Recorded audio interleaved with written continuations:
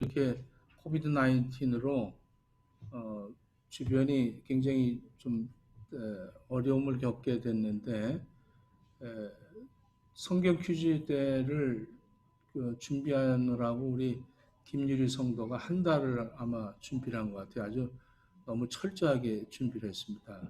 그래서 예배를 마치면 영상으로 예배 드리시는 분들, 우리 이수정 씨 접촉됐나요? 그래서 그 1시에 다시 접촉을 하셔서 우리 저 멜번의 김혜란 전도사님은 그 그 구역들이 다 카톡을 전부 켜고 그렇게 해서 1시에 성경 퀴즈 대회를 하도록 하겠습니다. 그러니까 제가 좀 설교를 좀 짧게 하고 1시에 그 성경 퀴즈 대회를 하도록 그렇게 하겠습니다. 점심을 또 우리 김민경 전사님이 또 아주 맛있게 또 준비를 해 오셨어요. 우리 교회는 또 전도사들이 다 하는 것 같아. 좀 아주 참 안타까우게 전사님들이 식사도 준비하고 하여간 뭐 은혜의 은혜. 할렐루야. 예수님 2000년 전 이 땅 오실 때의 그 사건의 참 하나님이 이 땅에 오신다. 우리 하나님의 마음이 어떤가? 하나님의 마음, 이 우주 만물을 창조하신 하나님. 내일 6시부터 하늘을 보면 목송과 토송과 또 달이, 초승달이 아주 한테 어울려지는 아름다운 하늘의 그 참 환상적인 그런 모양을 내일 900년 만에 800년 만에 볼 수 있는 그러한 그 육안으로도 볼 수 있도록 그렇게 접근하여 있다. 그렇게 얘기해요. 이 우주 만물 전체를 다 만드시고 주관하시는 그 하나님이 인간의 육신을 입고 이 땅에 오신다. 어떤 마음으로 오셨을까? 모든 걸 다 비우고 오시는 거죠.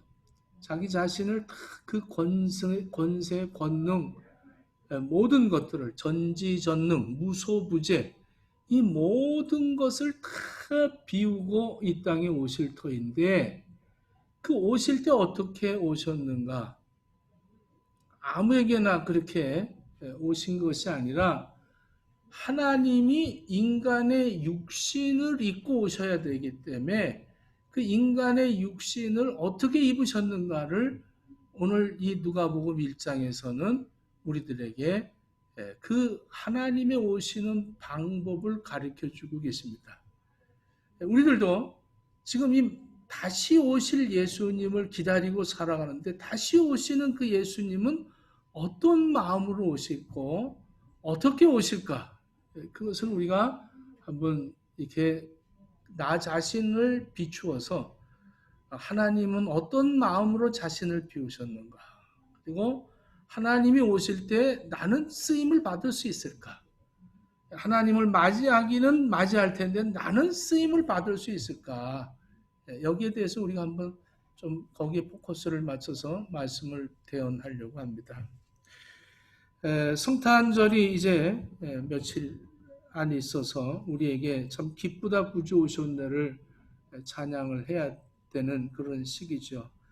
이 시기가 되면 항상 아기 예수님의 탄생을 예고를 항상 하고 전 세계가 전부 예수님 탄생에 대한 그런 메시지로 가득 차 있습니다.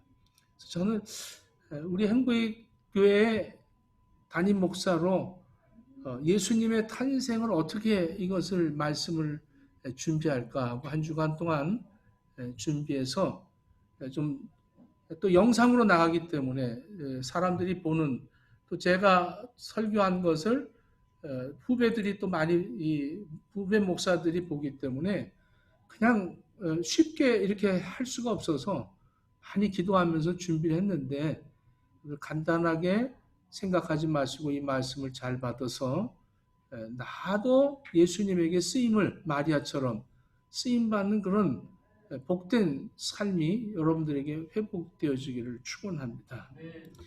이 요셉과 약혼을 한 처녀, 요셉과 약혼을 한 처녀 마리아에게 하나님의 천사 가브리엘이 그에게 들어갔다는 거죠. 그래서 28절에 그에게 들어가 이르되 은혜를 받은 자여 평안할지어다. 이렇게 천사가 그를 찾아왔다는 것입니다. 그리고 처녀가 그 말을 듣고 무척 놀랐습니다. 놀라서 아니 나 같은 하잘것없는 나에게 천사가 찾아왔다는 게, 그리고 나한테 참 은혜를 입은 자요, 은혜를 받은 자요 평안할지어다, 이렇게 천사가 인사한다는 것이 너무너무 기가 막힌 거예요. 여러분들 그 마리아가 그런 자기 분수를 알았고 자기 처지를 아는 사람입니다. 우리는 지금 예수 믿으면서 뭐 조금 하면 방언이 터질 것 같고, 뭐 조금 하면 성령이 임할 것 같고, 뭐 조금 하면 하나님이 무슨 크게 역사하실 것 같고, 막 이런 아주 당연하게 그런 걸 받을 것이라고 생각을 하는 그런 자세를 갖고 있지만, 이 마리아는 그렇지 않은 거예요. 어머, 나 같은 것에 어떻게 천사가 찾아왔을까? 이러고 그냥 뭐 얼마나 놀랬는지 모릅니다. 예수님이 처녀 마리아에게 잉태되어서 이 땅에 탄생하신 그 목적을 설명을 하고 있습니다. 그래서 32절, 33절에 그가 큰 자가 되고 지극히 높으신 이 아들로 일컬어질 것이며 영원히 야곱의 집을 왕으로 다스리시기를 그분이 그렇게 오실 것이다, 이렇게 말씀합니다. 그리고 그 분의 이름을 예수라고 해라. 예수는 곧 임마누엘입니다. 임마누엘, 하나님이 우리와 함께 계신다. 왜 하나님이 사람의 몸으로 이 땅에 오셨나? 하나님이 사람을 창조하시고 가장 탄식하신 것이 사람입니다. 왜 사람을 내가 만들어 이러나, 이렇게 후회를 하신 것이 사람을 만든 거예요. 창세기 6장 5절로 7절을 보면 여호와께서 사람의 죄악이 세상에 가득함과 그의 마음으로 생각하는 모든 계획이 항상 악할 뿐임을 보시고 땅 위에 사람 지으셨음을 한탄하사 마음에 근심하시고 이르되 내가 창조한 사람을 내가 지면에서 쓸어버리되 사람으로부터 육축과 기는 것과 공중의 새까지 그리하리니 이는 내가 그것들을 지었음을 한탄함이니라 하시니라, 이렇게 말씀하고 있습니다. 사람이 계획하는 것, 행동하는 것, 모든 것들이 악하다는 거예요. 계획까지도. 그래서 사람으로 인해서 짐승들, 공중의 새까지도 이렇게 홍수의 심판을 받게 되었습니다. 이런 인간들을 어떻게 끝까지 하나님이 책임지시고 구원하기 위하여 어떤 방법을 취하셨는가? 하나님이 제물로, 인간으로 이 땅에 오셔서 하나님의 약속대로 그를 제물로 삼아서 그런 제물을 가질 수가 없기 때문에 하나님이 친히 인간의 육신을 입고 이 땅에 오셔서 우리의 모든 죄를 용서해 주시기 위하여 십자가에 죽으시는 이 단번에 한 제물로 하나님의 그 용서를 받게 되었다는 겁니다. 할렐루야. 이것을 믿지 못하고 어떻게 하나님이 사람의 육신을 입고 이 땅에 오시는가? 이건 성탄절만 할 수 있는 예화이기 때문에 누누이 매해마다 하는 예화인데, 이 한방눈이 한 며칠을 내려서 눈이 그냥 가득 쌓였는데 이 성탄 예배를 드리고 오는 남편과 아내가 대화를 나눕니다. 부인이 아직 예수를 믿지 않는데 남편에게 이렇게 얘기합니다. 어떻게 신이 사람의 육신을 입고 옵니까? 그게 믿는 거다. 난 믿어지지 않는다. 그리고 가까이 가는 집에까지 도착을 했는데 이 새들이 먹을 게 없어서 눈이 너무 많이 내렸기 때문에 그냥 비실비실하니까 남편이 얼른 집으로 들어가서 먹이를 가져다가 새들에게 던져줍니다. 새들이 깜짝 놀래 다 도망을 가죠. 그 무슨 사람이 던져주는 거를 새들이 놀래서 도망갈 수밖에 없죠. 의사 전달이 안 돼. 얘네들아, 일로 와. 이거 먹어. 이거 안 먹으면 너들 굶어서 얼어 죽는 거야. 그리고 남편이 막 소리를 질러도 새들은 아랑곳하지 않고 다 날아갑니다. 이내 이 뜻을 어떻게 전할까? 내가 새가 돼야 너희들하고 대화가 되겠구나. 이 얘기를 하는 순간엔 이 아내가 깨달음을 갖습니다. 아, 하나님의 심정이 이런 심정이셨구나. 하나님이 우리가 너무 알아주지 않으니까 늘 하나님은 말씀이고 말씀으로 계속 돌아와라. 나에게로 오라. 이렇게 얘기하는데도 그걸 받아들이지 않고 혼자서 살아보겠다고 다 하나님의 품을 떠난 그 인간들에게 하나님이 인간으로 오셔서 우리의 방법대로 우리가 하나님 앞에 드려지는 그 제사로 예수 그리스도가 제물이 되었다는 겁니다. 그래서 하나님의 약속이 그대로 성취가 되어졌다는 거죠. 근데 이것을 어떻게, 그런 하나님의 마음이 자기를 비우시고 이 땅에 오신, 그래서 이것을 신약 성경에 와서 빌립보 성도들에게 이 바울이 이렇게 얘기합니다. 빌립보 2장 5절로 11절을 너희 안에 이 마음을 품어라.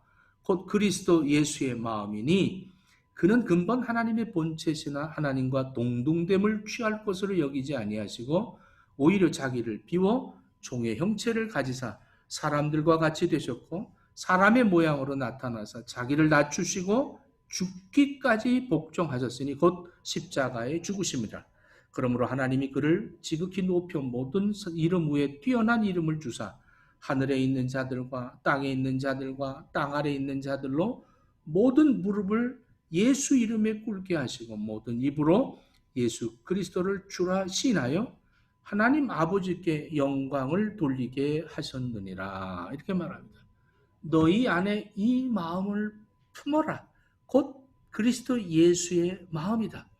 그 예수님은 누구냐? 하나님인데 본체이나 하나님이시지만 하나님과 동등됨을 취하지 않고 자기를 비워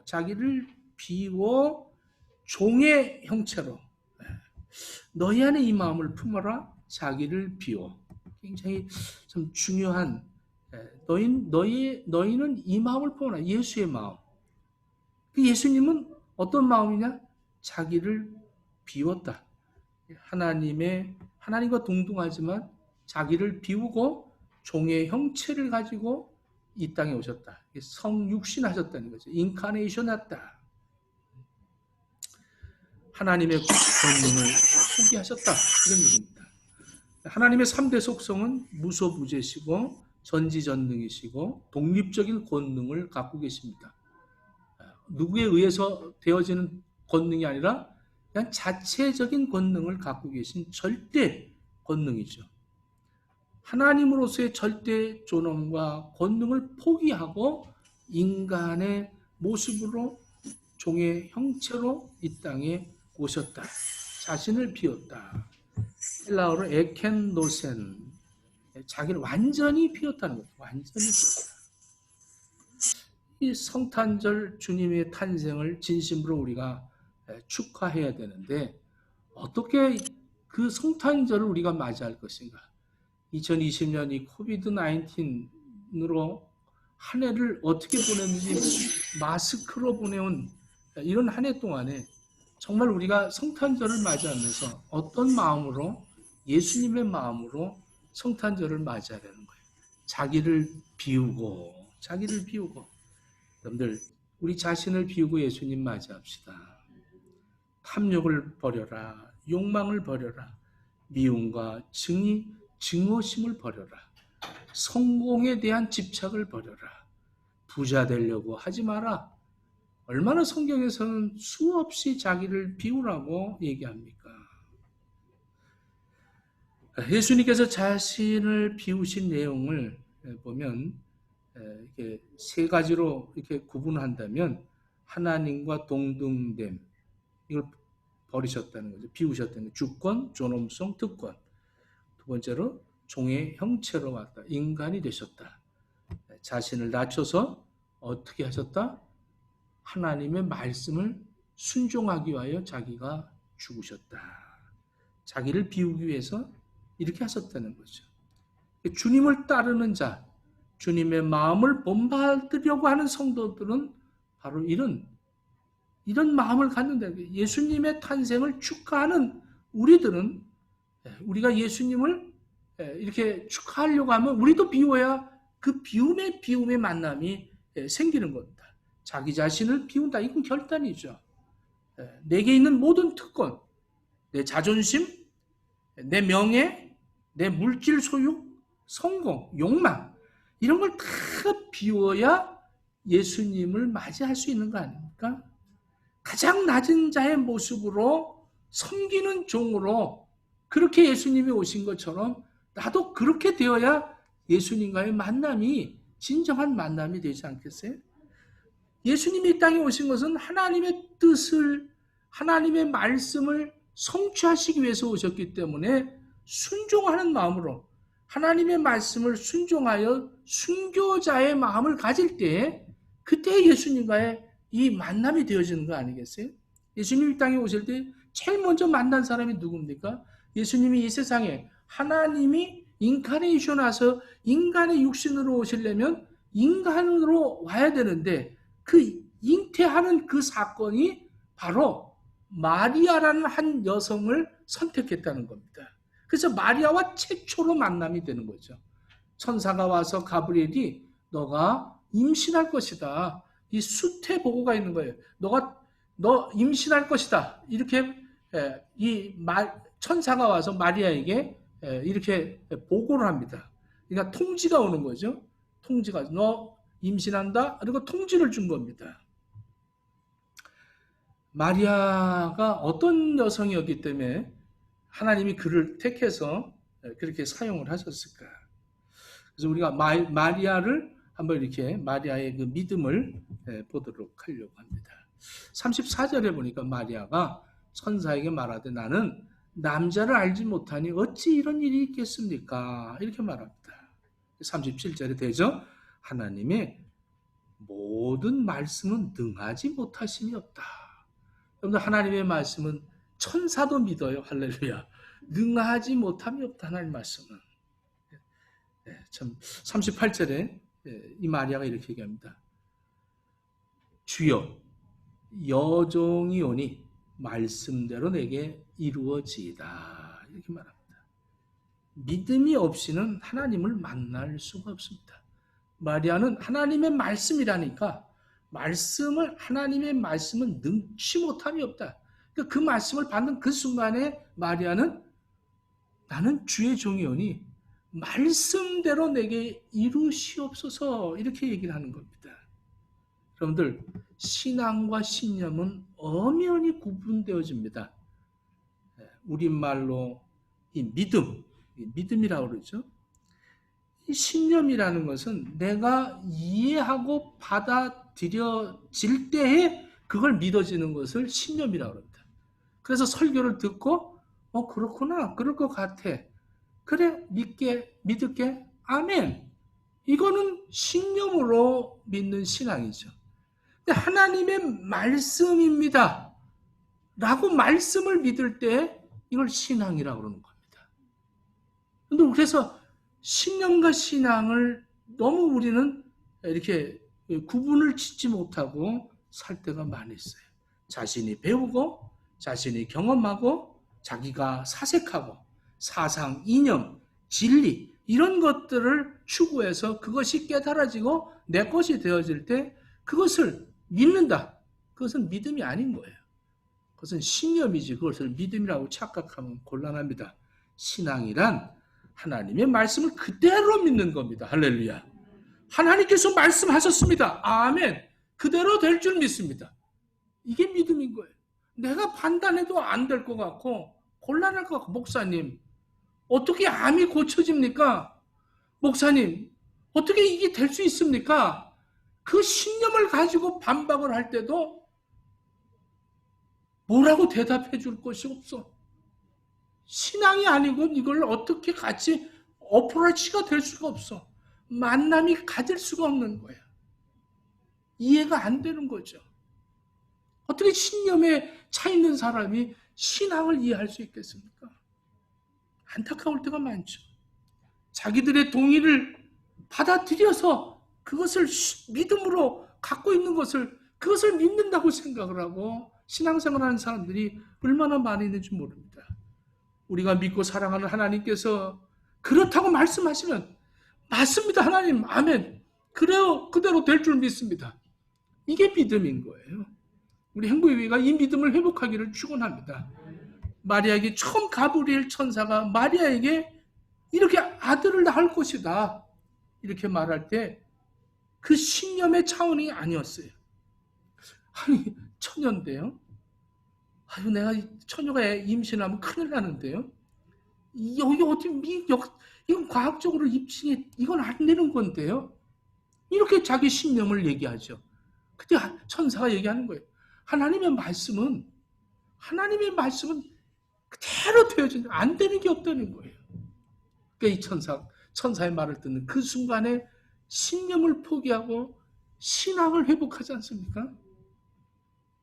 여러분들의 이 2020년 코비드 19으로 고생을 하면서 사는 이 한 해 정말 예수님 땅에 오시는 이 기쁜 소식이 나에게 와지기를 축원합니다.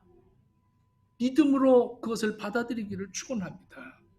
신념의 차원에서가 아니라 신앙의 차원에서 예수 그리스도를 만나야 된다는 겁니다. 45절에 우리가 오늘 다 읽진 않았지만 이 천사가 엘리사밧도 나이가 많은데 임신했다 이렇게 천사가 얘기를 하고 이제 마리아를 보고 이제 그 엘리사밧을 만나게 하죠. 그래서 엘리사밧이 마리아를 보고 이렇게 얘기합니다.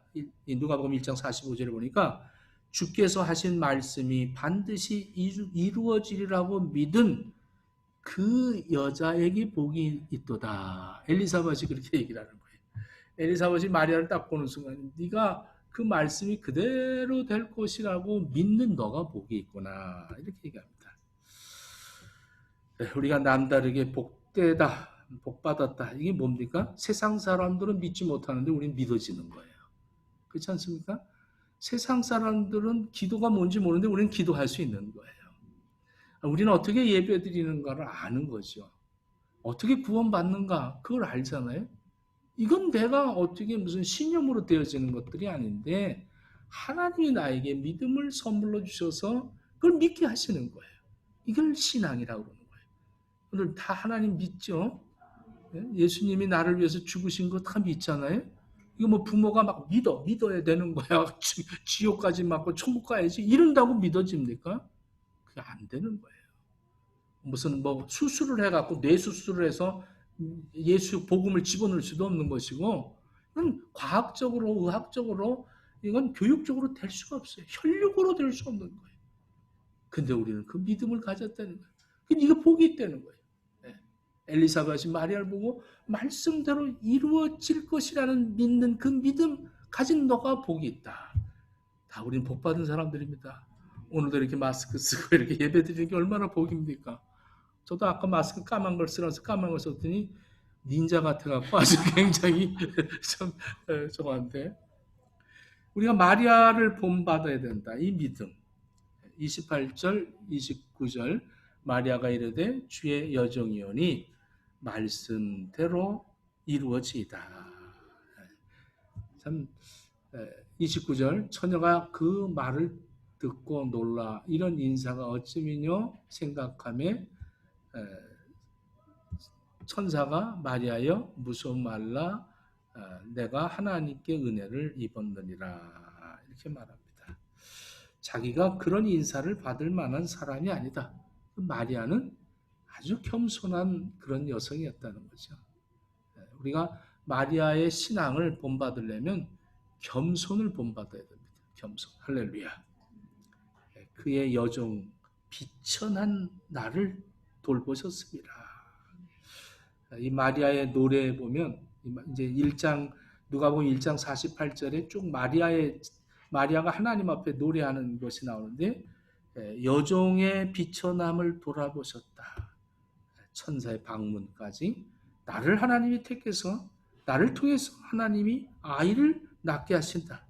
뭐 기가 막힌 거죠. 그래서 하나님을 찬양하는 그러한 그 마리아 겸손하게 나 같은 비천한 나에게 이런 은혜를 주시다니 할렐루야 이러면서 그 겸손하게 그것을 받아들이는 여러분들도 이런 마리아를 본받을 수 있기를 바랍니다.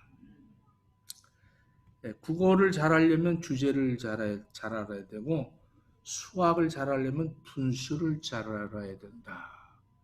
여러분들 주제를 잘 알고 분수를 잘 알아십시오. 나 같은 자에게도 나 같은 사람에게도 이렇게 은혜를 주시는군요.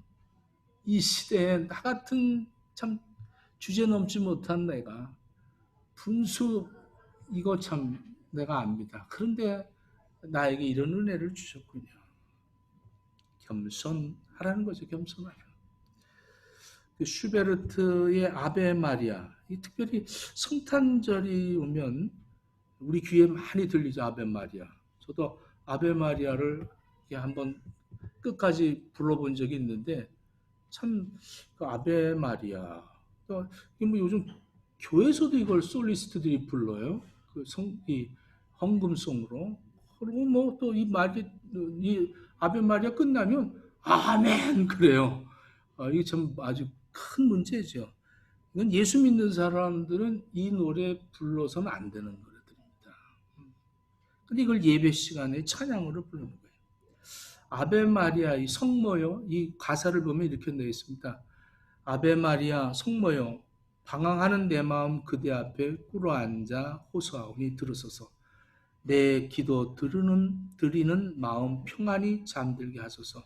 어린 소녀의 기도를 성모여 돌보아 주옵소서. 아베 마리아. 이 엘렌이라는 소녀가 성모상 앞에 꿇어 엎드려서 자기 아버지의 죄를 용서해 달라고 간절히 기도하는 그러한 그 주제의 노래입니다.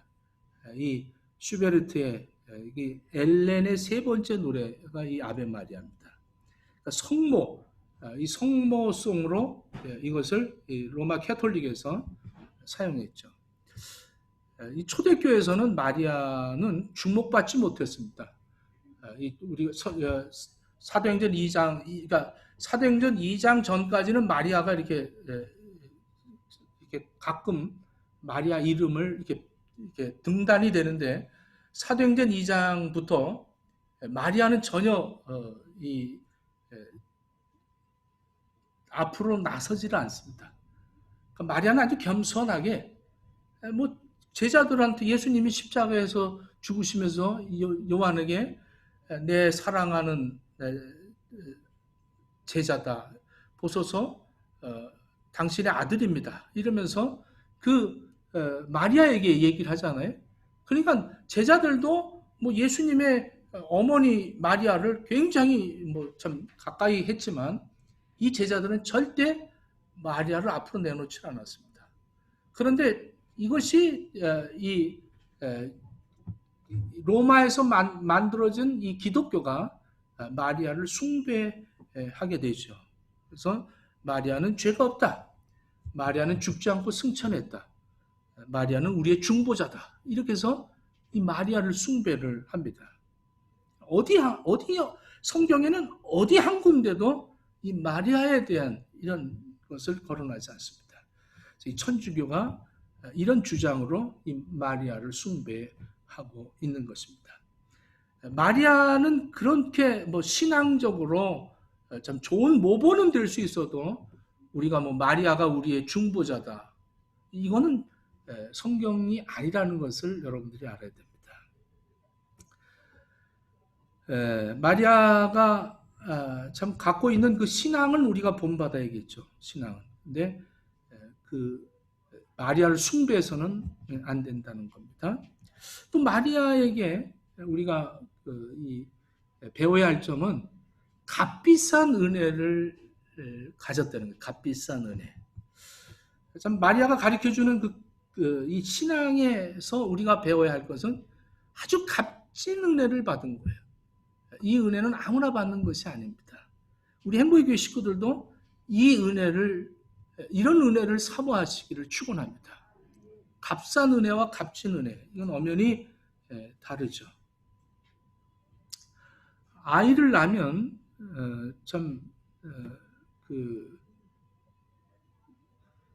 그 다음부터 이제 임신을 하게 되면 이 마리아는 그 다음부터 문제가 되는 거죠. 남편이 나를 버리지 않을까, 약혼한 요셉이 나를 버리지 않을까, 시댁 식구들이 나를 뭐라 그럴 걸까, 또 돌로 쳐 죽이라는 그 율법으로 인해서 나는 죽을 수밖에 없을 거 아닌가. 그 은혜는 받았는데 그 은혜대로 살려니까 나의 삶이 얼마나 고달플까. 이건 뭐 이루 말할 수 없는 고통이죠.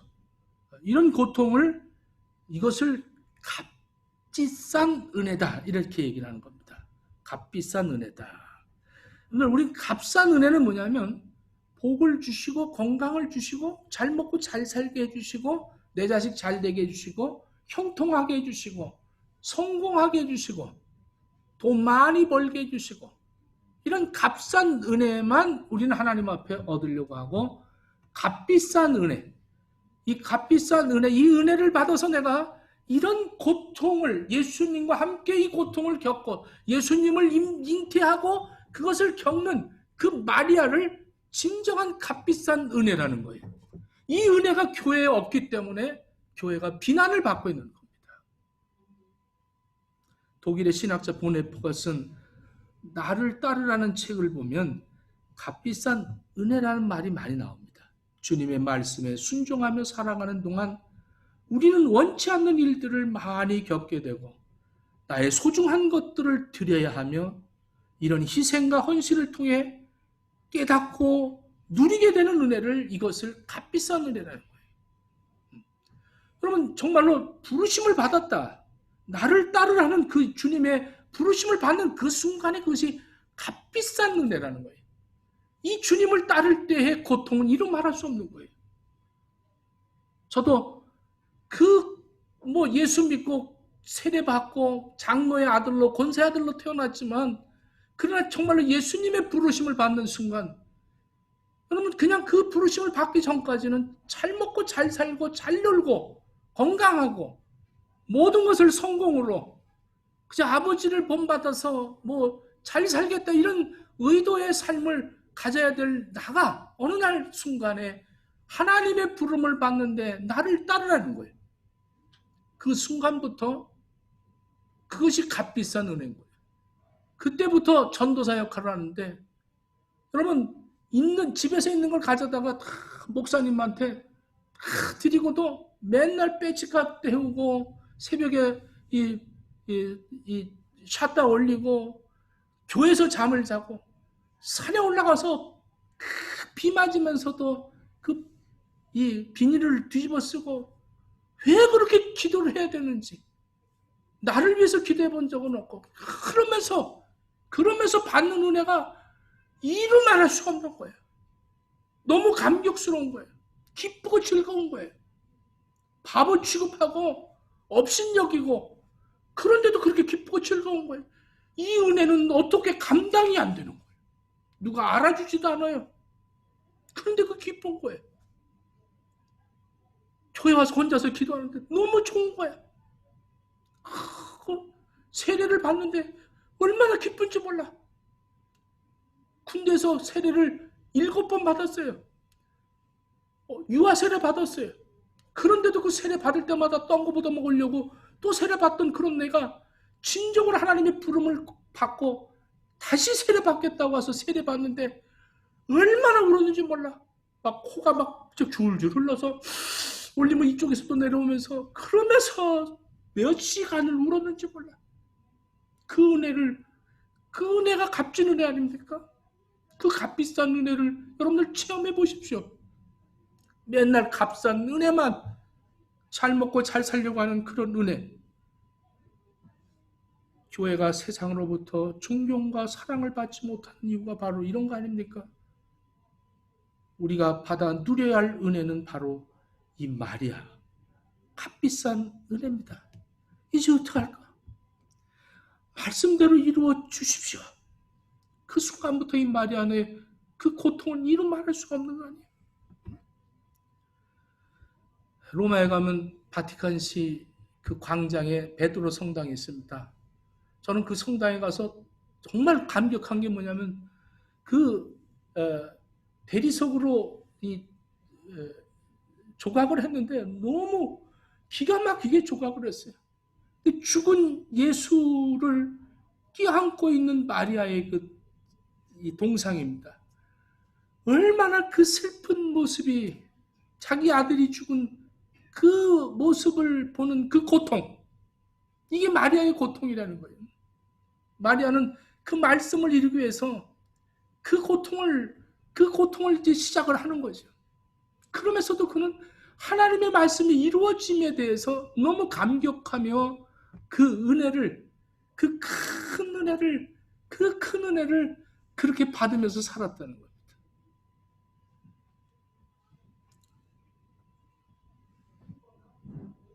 목숨의 위험, 수치, 파혼, 내 코앞에 놓여 있습니다. 그럼에도 불구하고 아멘, 하나님의 비천한 여정이오니 말씀대로 이루시옵소서, 이렇게 말을 합니다. 우리 한국의 식구들이요, 말씀대로 산다는 게 쉬운 거 아닙니까? 그 큰 은혜를 받아보십시오. 감격스럽죠.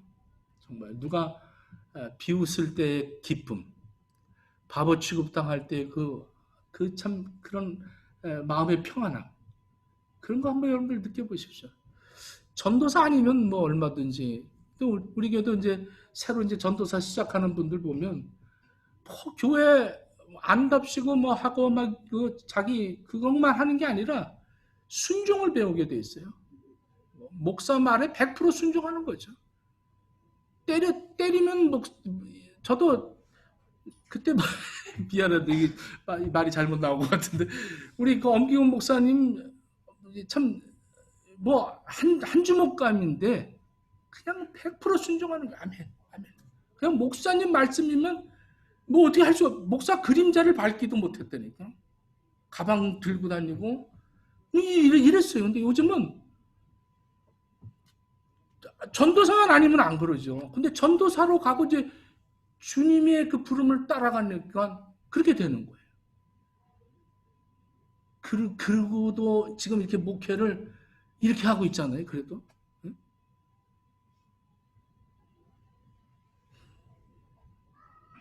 하나님의 말씀에 순종하면, 하나님의 뜻을 따르면 절대로 손해보지 않습니다. 할렐루야.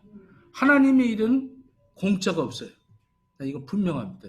우리 시드니에서도 지금 목회하시고 그만두신 분, 정말 아주 뭐 모든 걸 버리고 나왔는데 아주 좋은 집을 정부에서 줬어요. 새로운 집을. 그러면서 하나님의 일은 공짜가 없습니다. 제가 이렇게 어제 얘기를 했더니 아멘 하면서 요즘 김양호 목사님 영성이 뚜렷합니다, 이렇게 얘기를 하더라고. 근데 정말 공짜가 없어. 정말 하나님의 일은 공짜가 없습니다. 여러분들 어디 가서 하나님을 위해서 일을 해보십시오. 절대 하나님이 여러분들에게 책임져 주심을 깨닫기를 바랍니다. 마태복음 6장 33절에 너희는 먼저 그의 나라와 그 의를 구하라. 그리하면 이 모든 것을 너희에게 더하시리라, 이렇게 말씀합니다. 이 말씀이 그대로 나에게 이루어지이다, 이러고 말씀을 믿는 게 신앙인 겁니다. 나는 마음이 온유하고 겸손하니 나의 멍에를 메고 내게 배우라. 그러면 너희 마음이 쉼을 얻으리니 이는 내 멍에는 쉽고 내 짐은 가벼움이라. 주님 따라갈 때 이렇게 가볍다는 거죠. 우리 신앙도 마찬가지입니다. 주님을 따라가면 주님이 주시는 지혜를 얻고 주님이 주시는 은혜를 받아야 진정한 평안이 있는 거예요. 진정한 기쁨이 있는 거예요. 진정한 소망이 생기는 거예요. 내가 죽어 천국 갈 것이 얼마나 감사하고 감격하고 기쁠런지 모릅니다. 그런 값비싼 은혜를 받아야 될 거 아니겠습니까? 근데 우리는 값싼 은혜, 보이는 것이 은혜인 줄 알고,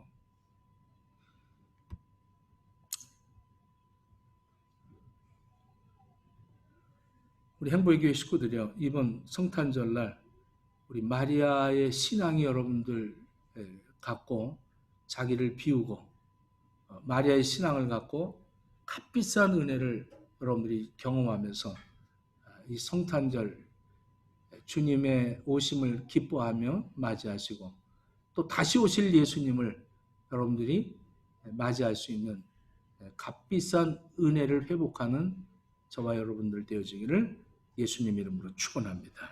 기도하겠습니다. 우리의 남은 생에 주의 일을 더욱 힘쓰고 헌신할수록 기도하며 하나님의 영광에 동참할 수 있는 행복의 교회 되어지도록 허락해 주시옵소서. 예수님 이름으로 기도드립니다.